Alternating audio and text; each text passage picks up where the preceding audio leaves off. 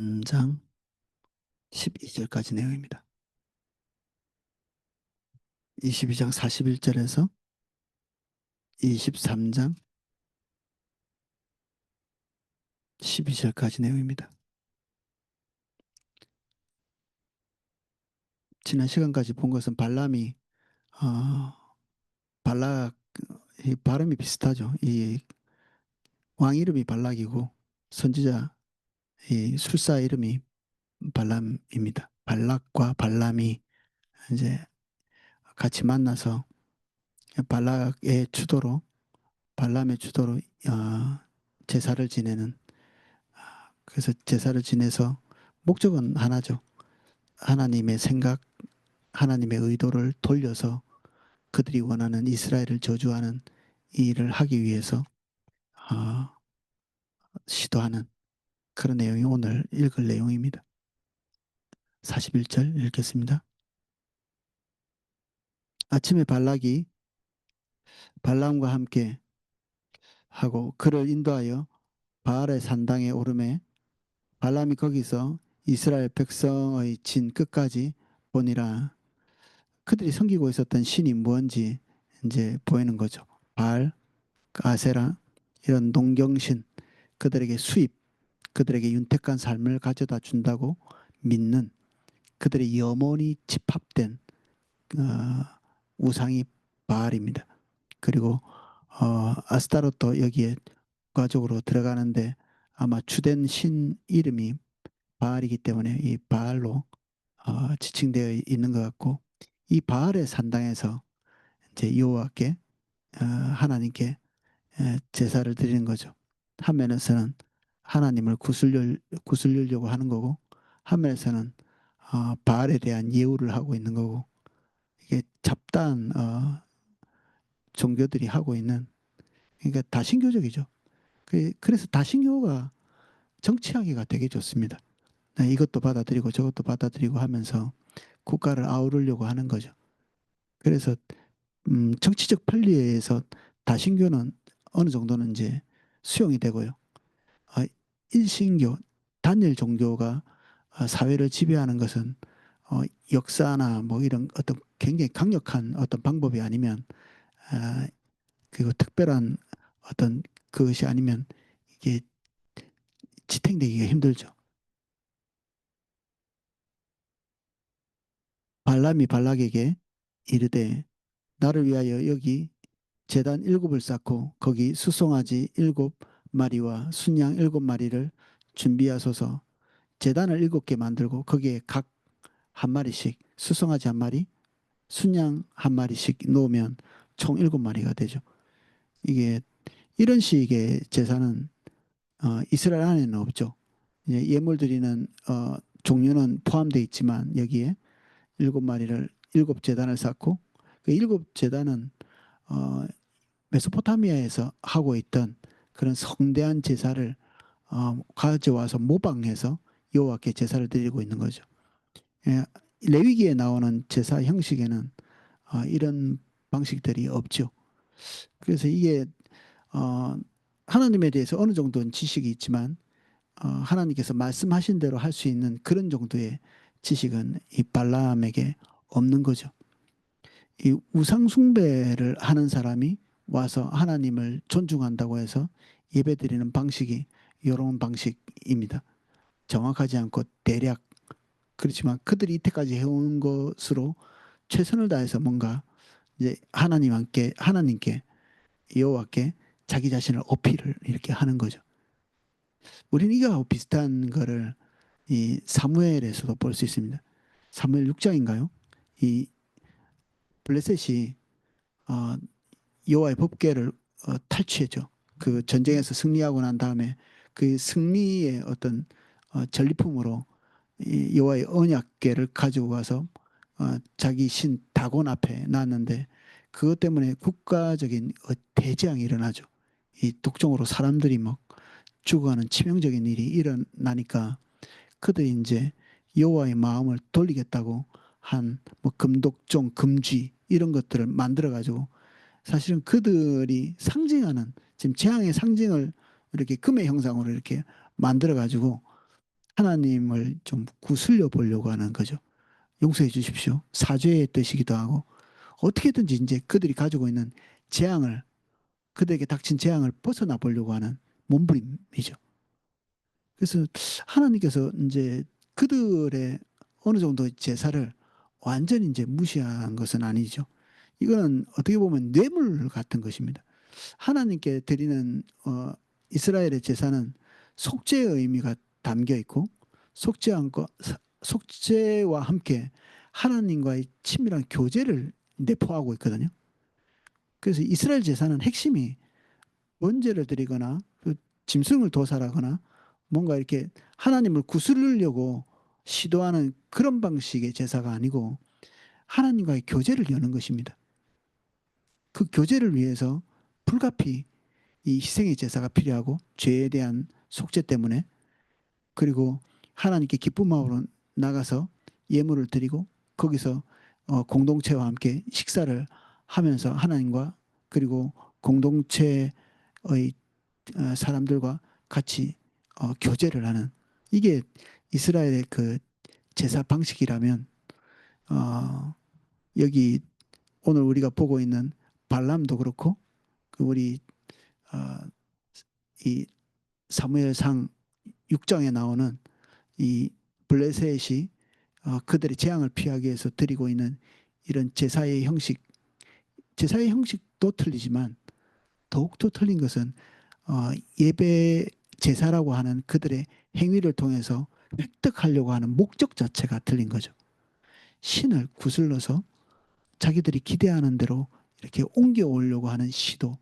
이게 이방 신들의 공통점이죠. 여기 뭐 민수기에 나오는 발람의 제사나 메소포타미아의 제사죠. 그리고 어, 여기 사무엘상에 6장에 나오는 이 블레셋의 제사나 의도 이 형태는 좀 다른데 의도나 목적이 똑같죠. 다를 바가 하나도 없습니다. 그들의 신을 구스르거나 또는 그들이 원하는 목적을 위해서 자기들이 지금 만나려고 하는 그 신의 마음을 환심을 살려고 하는 그래서 비슷한 행태라 할지라도 의미가 완전히 다른 그런 제사죠. 이 발람의 제사도 그렇습니다. 예, 그들은 하나님께 이것을 드립니다. 이렇게 하면서 접근하고 있지만 실제로 그들의 주요한 목표는 하나님 그분과의 교제라기보다는 하나님의 마음을 돌려서 그들이 원하는 것을 획득하려고 하는 그런 시도죠. 이게 우상숭배의 본질입니다. 사실 모든 우상숭배가 이런 본질을 가지고 있습니다. 우리도 만약에 하나님 앞에서 이런 태도를 가지고 나가면 우리는 비록 교리적으로 틀린 것은 하나도 없다 할지라도 우상숭배를 하는 것입니다. 실제로 하나님을 목적으로 하지 않고 목표로 하지 않고 우리의 소원, 우리의 기대, 우리의 로망, 우리의 간절히 원하는 바를 쟁취하기 위한 몸부림이 되는 거죠. 하나님께 드리는 제사는 그렇게 돼서는 안 됩니다. 발락이 발람의 말대로 준비한 후 발락과 발람이 제단의 수송아지와 순양을 드리니라 자기들이 원하는 바를 쟁취하기 위해서 얼마나 정성을 들이는지를 볼 수 있습니다. 발람이 입에 딱 떨어지자마자 모든 것을 이게 처음이 아니거든요. 뒤에 또 계속 제사를 지내는데 하나도 땅에 떨어지지 않도록 헛되게 되지 않도록 혹시라도 정성이 부족해서 신을 노엽게 할까봐 그들의 신은 재물의 양과 그리고 재물의 질에 달려있는 목표가 그런 거죠. 근데 그들이 그렇게 믿는 것입니다.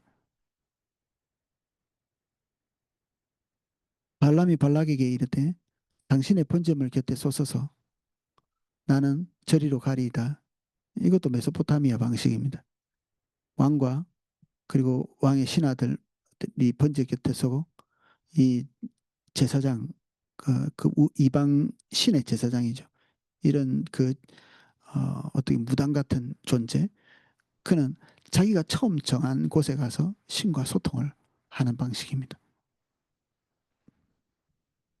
여호와께서 혹시 오셔서 나를 만나시리니 그가 내게 지시하는 것은 다 당신에게 알리리이다 하고 언덕길로 가니 하나님이 이 언덕길이라고 이렇게 표현해 놨는데 이게 그 이것도 그들의 종교적 습성에서 나오는 거죠. 이게 산 꼭대기가 무너져 가지고 황폐화된 어떤 지역을 얘기를 합니다. 그래서 거기에 신이 어, 잘 임한다고 하는 사람이 그리로 잘 가지는 않겠죠. 그래서 이 언덕길이라고 이렇게 돼 있지만 이거는 산 꼭대기의 어떤 한 부분이 붕괴되거나 무너지고 그리고 뿔이나 이런 것이 돋아나지 못하고 황폐화된 어떤 곳에서 이방 신들이 어, 있다고 믿어지는 그런 곳에서 이제 습성적으로 그런 곳에 가서 음성을 듣겠다는 거죠. 근데 하나님께서 이곳에서 이런 이 얼토당토하는 행동들을 하는데도 불구하고 만나 주시죠. 하나님께서 자기 뜻이 있으시기 때문에 이런 올바르지 않은 방법, 올바르지 않은 뜻, 올바르지 않은 방향성을 가진 이 술사 무당에게 와서 당신의 뜻을 알리십니다. 하나님이 발람에게 임하시는지라 발람이 아뢰되 내가 7제단을 쌓고 각 제단에 숫송아지의 순양을 드렸나이다. 그가 신에게 한 행위에 대해서 말하는 거죠. 나 이 정도 했습니다. 이렇게 얘기하는 겁니다. 여기서 들어본 거죠, 이거. 자기 행위를 그리고 자기가 하고 있는 희생의 양을 그리고 이걸 통해서 그동안 그들의 신을 설득해 온 거죠. 하나님이 이런 것에 설득당할 분이 아니심에도 불구하고 어떤 면에서는 영적인 감각이 있어가지고 하나님께 접근하는데 어떤 면에서는 완전히 하나님에 대해서 무지해서 이런 식의 접근을 하고 있죠. 하나님께서 말씀하셨을 때 어쩌면 그는 설득했다 이렇게 느꼈을 수도 있습니다. 근데 하나님이 말씀하신 내용은 전혀 그들이 하나님을 설득한 것이 아니었죠. 여호와께서 발람의 입에 말씀을 주시며 이르시되 발락에게로 돌아가서 이렇게 말할지니라 그가 발락에게로 돌아간즉 발락과 모압의 모든 고관이 번제물 곁에 함께 섰더라. 꼼짝도 안 하고 거기 서 있죠. 그만큼 그들은 간절하죠. 우상 숭배하는 사람들의 열심은 우리가 거의 뭐 따라가기가 불가능합니다. 탐욕이 크면 클수록 욕심이 크면 클수록 정성이 큽니다. 그래서 성대하고 큰 희생을 치는 심지어 자기 장자를 살해해가지고 신에게 바칠 정도. 탐욕이 크면 클수록 인간은 그 탐욕을 위해서 못할 일이 없습니다. 다 할 수 있습니다. 무엇을 하든지. 그래서 하나님 앞에서 우리가 충성된 것, 여기서 떠나잖아요. 그러면 결국 자기 자신의 의도를 섬기게 돼 있고 자기 탐욕을 위해서는 하나님께 순교하는 순교자에 능가하는 그 정도의 희생을 치르게 되는 거죠. 여기 있는 사람들의 종교적인 그야말로 혹시 무당이 정성이 부족하다 이렇게 할까봐 이 왕이고 명예고 지위 같은 것들 다 덮어놓고 그들의 다급함을 위해서 여기 서 있죠. 발람이 예언을 전하여 말하되 발락이 나를 아람에서 모압 왕이 동쪽 산에서 데려다가 이르기를 동쪽 산은 본인이 있었던 메소포타미아를 얘기합니다. 와서 나를 위하여 야곱을 저주하라. 여기까지 알고 있는 거 보면 상당한 지식이 있는 거죠. 이 이스라엘이 야곱의 후손이라는 사실을 알고 있습니다. 이 정도의 지식을 수집할 수 있는 그런 존재죠. 와서 이스라엘을 꾸짖으라 하도다. 하나님이 저주하지 않으시는 자를 내가 어찌 저주하며 여호와께서 꾸짖지 아니하는 자를 내가 어찌 꾸짖으리야. 내가 바위 위에서 그들을 보며 작은 산에서 그들을 바라보니 이 백성은 홀로 살 것이라. 그를 여러 민족 중에 하나로 여기지 않으리로다. 여기 이스라엘 백성을 향해서 홀로 산다 이렇게 얘기했는데 이게 뭐 열방 중에서 왕대가 된다는 그런 얘기가 아니라 툭 튀어나온 존재가 된다는 뜻입니다. 툭 튀어나온 존재. 이 군대가 이렇게 열병식 같은 걸 할 때 막 수백 명이 이렇게 줄지어서 딱 서 있고 이 자로 잰 듯이 사람들이 쭉 이렇게 도열하고 있을 때 지휘관은 거기서 툭 나와가지고 거기서 지휘를 하죠. 그 앞으로가 뒤로가 뭐 제자리서 이런 걸 맨 앞에 나와서 혼자 그 열 바깥에서 여기가 그런 의미입니다. 그들이 홀로 있다는 얘기는 군집과는 다른 하나님의 소명을 가진 자리에서 어떤 모종의 역할을 하는 존재로서 거기 있다는 거죠. 엄청나게 정확한 예언이죠. 하나님께서 말씀해 주신 거기 때문에 대단히 중요한데 그리고 정확한데 발람은 자기 입으로 나오는 이 말이 무슨 말인지를 모릅니다. 이게 어느 정도의 사이즈를 가지고 있고 하나님께서 이스라엘 백성을 통해서 하시려고 하는 일들이 무엇인지 통찰을 못해요. 음성은 들었죠. 무슨 의미인지를 모릅니다. 우리 중에는 하나님의 음성을 대부분 다 듣습니다. 문제는 하나님의 음성을 듣고 그것이 무엇인지를 이해를 못한다는 겁니다. 하나님의 음성 듣는 것은 되게 쉬운 일입니다. 주님이 결정하셔서 다가가시면 음성을 듣는 거죠. 심지어 짐승도 하나님께서 보내신 천사의 모습을 보았거든요.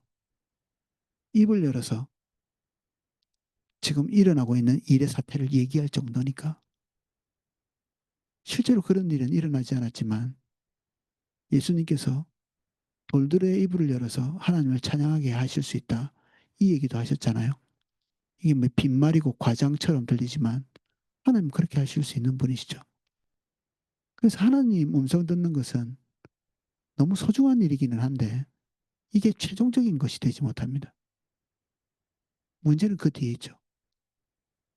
여러 차례 말씀드렸지만 하나님의 뜻을 몰라서 빗나가는 사람은 없습니다. 하나님의 음성을 듣지 못하기 때문에 곁길로 가는 사람은 없습니다. 그것이 들림에도 불구하고 자기 목적이 너무나 크고 자기 뜻이 너무나 확고하기 때문에 그 음성들을 뒤덮어버리는 거죠. 발란이 영적으로 예민한 사람이죠. 그래서 다른 모든 신들의 음성을 듣고 하나님 음성도 드러내지만 그가 만약에 이 음성에 충성해서 살았다면 여기서 완전히 돌이키고 전환하겠죠. 지금은 하나님의 크심, 두려움, 그리고 앞에 있었던 모종의 하나님의 협박이라고 볼 수 있죠. 칼을 들고 죽이겠다고 서 있는 여호와의 사자를 목격했고 그래서 도무지 거부할 수 없는 그 하나님의 음성을 본인이 들은 것입니다. 하나님의 의도는 파악하지 못하지만 그 말 그대로 전달할 수밖에 없는 하나님의 어미에 있는 거죠. 이게 놀라운 하나님의 음성을 듣지만 이 사람 구원받지 못합니다. 하나님의 음성을 듣고 하나님의 은혜를 경험하고 기적을 체험하고 이런 걸 통해서 구원에 접근했다고 이렇게 생각할 수 있는데 구원에 접근할 수 없습니다. 하나님의 존재가 어떠한 존재인지를 알도록 하나님께서 발람에게 기회를 주신 걸 수도 있거든요. 근데 그는 그가 마음속에 가지고 있는 분명한 목적, 목표, 이것은 탐욕이라고 부르는 건데 이 탐욕에 기울어 있었기 때문에 이 정확한 하나님의 음성 속에 담겨 있는 하나님의 의도를 간파하지 못합니다. 그냥 은사대로 전달할 뿐이죠. 대단히 비장하고 성실해 보이지만 한 방울의 어떤 하나님의 소중함도 보지 못하는 그런 존재죠. 하나님의 음성은 이 술사에게서 선언되는데도 불구하고 그야말로 하나님의 음성이죠. 9절입니다. 내가 바위 위에서 그들을 보며 작은 산에서 그를 바라보니 백성들은 홀로 살 것이라 그를 여러 민족 중에 하나로 여기지 않으리로다. 야곱의 티끌을 누가 세며 이스라엘의 4분의 1을 누가 능히 셀고 이스라엘이 정방형의 그 행진을 하고 있죠. 그 머물 때에도 정방형으로 이렇게 그래서 십자가 모양으로 이렇게 해서 총 네 군데의 그 군집이 있습니다. 동, 서, 남북 이렇게 해서 이 군집을 세 개의 지파씩 이렇게 우리 민수기 처음 도입할 때 그걸 읽었죠. 그렇게 네 덩어리로 이렇게 돼 있는데 그 중에 한 덩어리 4분의 1. 이 4분의 1도 그가 보기에는 이 압도당할 만큼 크게 보였던 거죠. 실제로 뭐 200만 명의 4분의 1면 50만 명인데 우리 이 세종시의 인구가 30만밖에 안 되거든요. 3, 40만. 그러니까 사이즈가 적지 않은 거죠. 200만 명이면 뭐 어, 저기 부산 우리 제2의 도시라고 하는 거기가 한 350만 명이 되니까 웬만한 도시를 능가할 수 있는 그리고 여기다가 플러스해서 하나님께서 지금 어떤 것을 보이실 때 하나님께서 그 이미지 속의 느낌도 같이 보여주시거든요. 우리는 정보를 이렇게 하나님으로부터 음성을 이렇게 듣는데 그 정보와 함께 그 정보가 담고 있는 어떤 심상 같은 것도 같이 받습니다. 보통은. 그래서 이스라엘 민족이 사이즈별로도 크고 대단하지만 거기에서 하나님께서 부여하고 계시는 그 압도할 만한 그 하나님의 의도가 이렇게 같이 전달되는 거겠죠. 나는 의인의 죽음을 죽기 원하며 나의 종말이 그와 같기를 바라노라. 이 말을 그대로 전달했을 때 그에게 닥칠 것은 탐욕을 채우는 것이 아니라 어떻게 보면 그 발락의 심기를 건드려서 죽을 수도 있겠죠. 이 사람이 진짜 의인처럼 행동하고 있는가? 아니, 아닙니다. 그게 아니고 발락도 두려운데 발락도 그리고 발락이 주는 그 어떤 혜택도 탐욕이 그대로 있는데 하나님의 어미는 더 큰 것입니다. 이 두 개가 같이 발람 속에 있습니다. 그래서 하나님의 임재가 식는 어느 시점에 이 남아있던 이것이 진짜 자기 자신의 것은 이거죠. 하나님의 어미가 자신의 것이 아니라 탐욕과 탐심 그리고 그 권력자에 대한 두려움 이런 것이 자기 것입니다. 그래서 하나님의 임재가 사라지고 나면 본인의 것이 자신을 지배하는 거죠.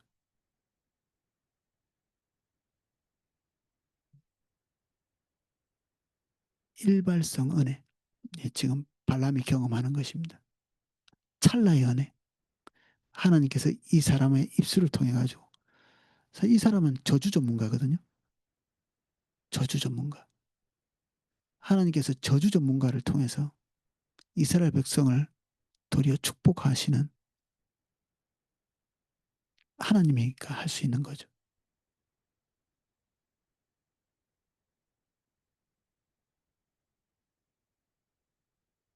발락이 발람에게 이르되 그대가 어찌하여 이같이 내게 이같이 행하느냐.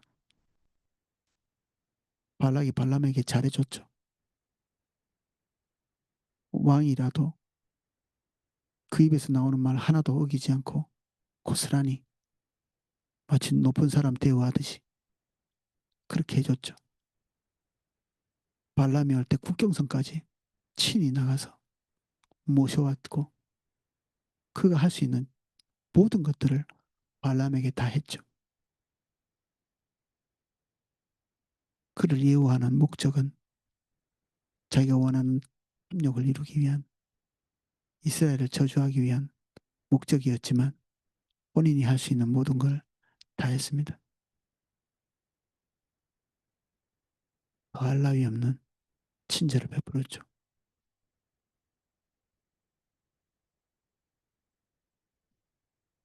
발람이 대답하여 이르되 여호와께서 내 입에 주신 말씀을 내가 어찌 말하지 아니할 수 있으리까. 발람이 첫 번째로 하나님 앞에 서서 예배한 예배의 모습을 오늘 살펴봤습니다. 이게 우상 숭배를 하는 자들에게 나타나는 고유한 모습이지만 동시에 우리가 주님 떠나면 딱 이 구조 이 그대로 우리에게서 나타납니다.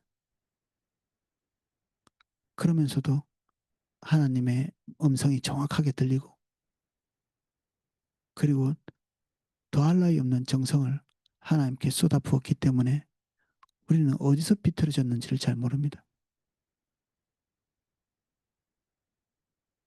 발람도 최선을 다했고 발락도 더할 나위 없는 최선을 다하고 있죠. 문제는 딱 한 가지입니다. 그들의 목적, 그들의 기대, 그들의 로망이 하나님과 다른 것이죠. 다릅니다. 그들은 하나님 앞에 서 있습니다, 지금. 근데 그들은 가고 싶은 것이 하나님과 반대 방향에 있습니다. 그들은 자기 뜻, 자기 의지, 자기 로망을 향해서 몸부림을 치고 있고 하나님은 그들과 완전히 다른 것들을 생각하고 계시고 그들의 생각을 무효화시키고 있죠. 이 눈물겨운 거 아닌가요? 이 정도 정성이면 우리 주변에는 종교적으로 눈물겨운 헌신을 하고 그리고 주변에서 볼 때 아, 독실하시군요. 이런 말을 들을 만큼 하는 사람들 꽤 있습니다. 그런 모든 사람들은 자기 자신에게 질문해야 합니다. 나는 왜 이렇게 하고 있는가? 왜? 아, 이렇게 안 하면 하나님께 징벌을 받을 것 같고, 내가 자녀에게 바라는 거, 내가 내 인생에 바라는 거, 내가 가지고 있는 모든 것들이 뒤집어 엎어질까 두렵기도 하고, 하나님께 밉보였다가는 내 삶에 중대한 나의 로망들을 이루지 못할 것 같아서, 그러면 우리가 하고 있는 모든 그 독실하다고 비춰지는 것들은 다 쓸모없는 것들입니다. 순수함이 필요합니다. 순수. 섞인 것이 없이 한 가지 목적만 있는 발람 하나님의 어미에 눌려서 지금 하나님이 말씀하신 그대로 선포할 수밖에 없는 순간이죠. 그럴 때가 있습니다. 큰 은혜가 우리를 사로잡을 때. 근데 성화라는 게 하나님과 영원히 동행하는 자에게는 이 자기가 가지고 있는 목적이 소멸되고 사그러지고 그리고 단념되고 포기되고 십자가에 못 박혀지고 이런 과정이죠. 우리에게는 구원받은 자에게는 이게 굉장히 중요합니다. 믿지 않는 사람도 하나님의 은혜가 임할 수 있습니다. 근데 구원받은 사람은 그들과 어떻게 하나님의 은혜가 다르냐? 지속적이고 그리고 그의 존재를 변화시키고 그리고 이것이 삶의 종말까지 계속된다는 얘기입니다. 하나님께서 그의 영혼을 일순간에 어떤 변화시키고 압도해서 뭔가를 해나가시는 게 아니라 그런 일들은 얼마든지 구원받지 못하는 자들 그리고 기독교 안에서도 구원에 이르지 못하는 그 그룹이 있을 수 있는데 그들에게도 은혜를 경험할 수 있는 부분들이 존재합니다. 이렇게. 그런데 그들이 그의 중심을 열고 예수님의 의도 속에 자기를 열어두고 예수님을 자신의 주인으로 받아들이지는 않죠. 그 큰 은혜는 하나님의 은혜이지만 그 은혜가 목적하고 있는 바 그들이 주님을 알고 돌이키고 그들 중심을 하나님께 드리고 이런 것들은 거부하고 거절하고 그 강력함 거기에만 머물다가 자기 길로 가는 경우 이 사람들에게는 구원이 없죠. 그래도 구원과 비슷한 거라도 있지 않느냐? 더 큰 저주가 있습니다. 알고 믿고 그러면서도 떨어져 나가는. 우리는 그런 은혜가 아닙니다.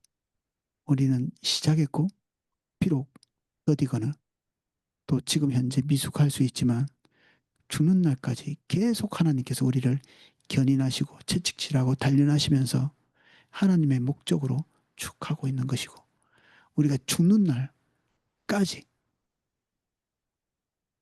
온전하지 못할지 모르지만 하나님의 배필좀 받아서 내가 주님께서 목적하신 그 지점까지 도달했다고 이렇게 선언하면서 죽는 거죠. 하나님의 은혜 속에서.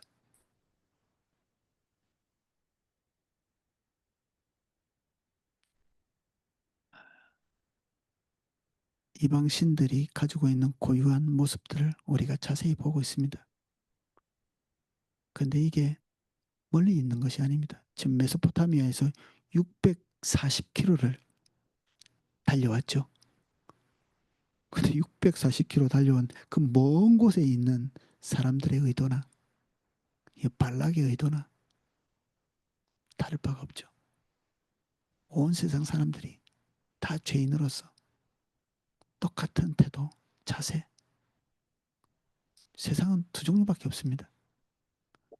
주님을 주로 삼든지 자기를 주로 삼든지 중에 하나죠. 오늘은 여기까지 살펴보겠습니다.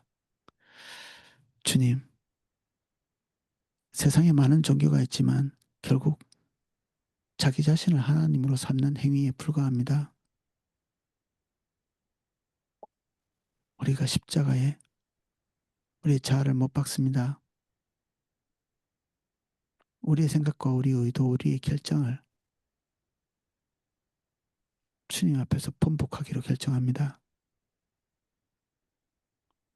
몹쓸 초질관을 우리 안에서 끊어냅니다. 변하지 않는 우리 모습이 아니라 은혜가 올 때마다 변하게 해주십시오. 하나님 앞에는 굳센 모습으로 저항하지 않게 해주십시오. 큰 은혜가 우리를 한 차례 휩쓸고 지나가는 것이 아니라 죽는 날까지 우리가 하나님의 견인 가운데 있기를 원합니다. 하나님의 채찍질과 하나님의 계시가 죽는 날까지 끊임없이 우리를 견인해 주십시오. 인생 막대기와 사람 채찍으로 치면서도 버리지 않겠다고 솔로몬에게 약속하신 그 약속이 우리에게도 있어 주님이 우리의 영원한 아버지 되시옵소서. 우리가 기대하는 형통의 길로 가기를 몸부림치지 않고 주님의 형통, 주님이 기대하시고 원하시는 거기에 우리의 삶의 초점을 맞출 수 있도록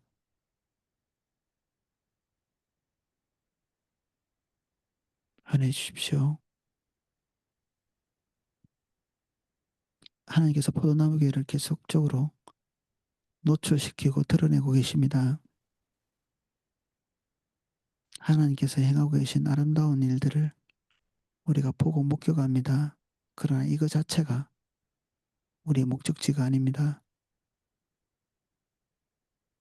이것을 통해서 우리가 오만해지거나 스스로를 높이거나 하지 않도록 우리 마음을 지키게 하시고 주님의 목적과 목표를 향해 더 달려갈 수 있도록 우리 안에 거룩한 조바심을 주십시오. 주의 목적을 향한 조바심을 기름 부어 주십시오. 예수님 이름으로 기도합니다. 아멘.